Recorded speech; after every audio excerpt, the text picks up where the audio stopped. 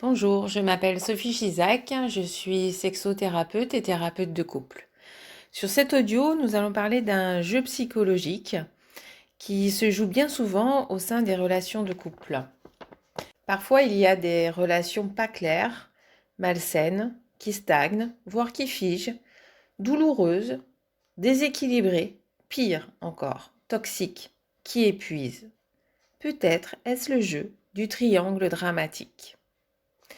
Après avoir compris ce qu'est le triangle et peut-être aperçu que vous êtes ou que vos proches sont dans ce jeu psychologique, nous verrons comment ne pas y entrer ou comment en sortir. Êtes-vous prêt à jouer ou plutôt à cesser ce jeu? Tout d'abord, comprenons bien que ce jeu est totalement inconscient et que notre société occidentale tout entière est bâtie sur ce triangle. C'est un jeu de rôle. Il y a 3 rôles, le bourreau, la victime et le sauveur. Quand tu es dans le jeu, tu joues les 3 rôles tour à tour. Et parce que à 2, ça paraît plus drôle, mais en fait, ça ne l'est vraiment pas, tu embarques ton entourage, tes enfants, ton amoureux. Tu l'as déjà compris, ce jeu se joue dans toutes les sphères de ta vie. Dans un premier temps, je vais décrire quelque chose que tu connais bien si tu es dedans ou si ton partenaire t'y a entraîné. Il y a donc 3 profils. Avant de les décrire, sache qu'il n'y a pas de bon profil. Les 3 jouent de manipulation. Inconsciente, n'oublie pas. Le bourreau, c'est un justicier, un donneur de leçons. Il a ce petit air supérieur.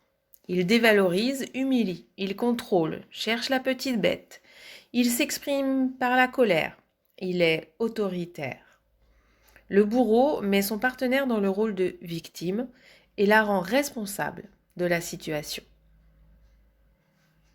La victime, c'est Calimero, qui prend le rôle de celle que l'on doit aider. La responsabilité de son malheur est toujours à l'extérieur. Elle se plaint, elle ne se donne pas les moyens de réussir, elle rejette la responsabilité sur les autres. Elle n'exprime pas de demande claire.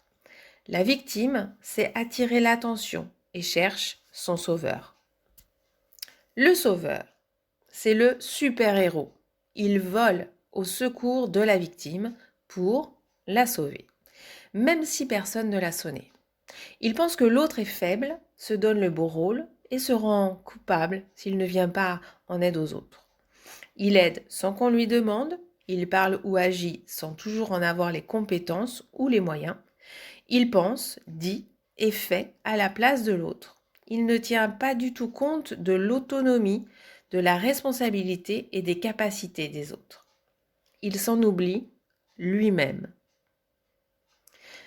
Dans le jeu, un protagoniste prend un rôle et fait en sorte que l'autre, son partenaire, endosse le rôle complémentaire. Par exemple, si l'un endosse le rôle de victime, il cherchera son bourreau ou son sauveur.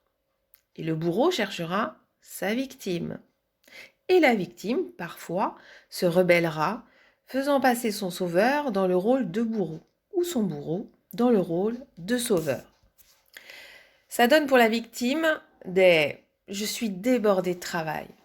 Après tout ce que je fais pour toi, pour nous, je n'ai rien fait pour créer cette situation. » Pour le bourreau, ça donnera « si tu m'avais écouté, on serait pas dans cette situation. » Ou alors « je ne veux pas te blesser, mais je vais être franc avec toi. » Et pour le sauveur, je peux tout comprendre.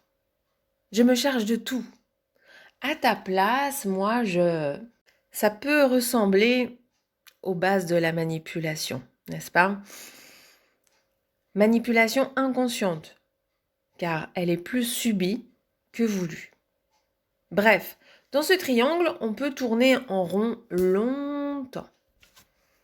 Alors oui, en effet, tu peux choisir, toi qui t'es reconnu, de continuer à tourner, pensant que la vie est un manège continuel et que, après tout, c'est comme ça.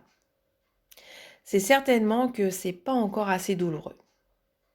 Par contre, pour toi qui ne sais pas encore comment faire, mais qui est persuadé qu'il faut que ça change, voici maintenant quelques clés pour en sortir.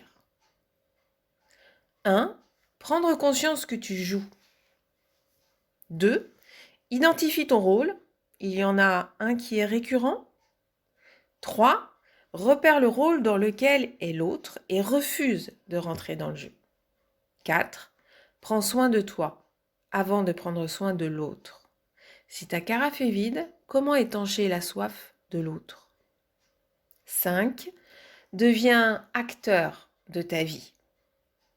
6. Apprends à comprendre et à gérer tes émotions et vis avec elles, pas contre elles. 7. Traite l'autre comme un joyau. Et pour finir, pose les bonnes questions pour ne pas imaginer ou faire des projections. Qu'est-ce que tu veux dire? Qu'est-ce que tu attends de moi? Ces 2 questions sont magiques. Si tu es conscient de ce jeu, l'autre ne peut pas t'embarquer ou continuer à jouer avec toi. J'espère vous avoir éclairé. Bien sûr, n'hésitez pas à vous faire accompagner par un thérapeute. Cela peut être plus rapide et plus confortable pour votre changement de cap. Pour le prochain audio, je vous propose de parler des manipulateurs. Certains diront pervers narcissiques. Mais vous le verrez, c'est bien différent et nous verrons surtout comment ne pas tomber dans leur piège. Si vous avez des questions ou d'autres sujets que vous souhaitez aborder, je reste à votre écoute. À très vite, merci.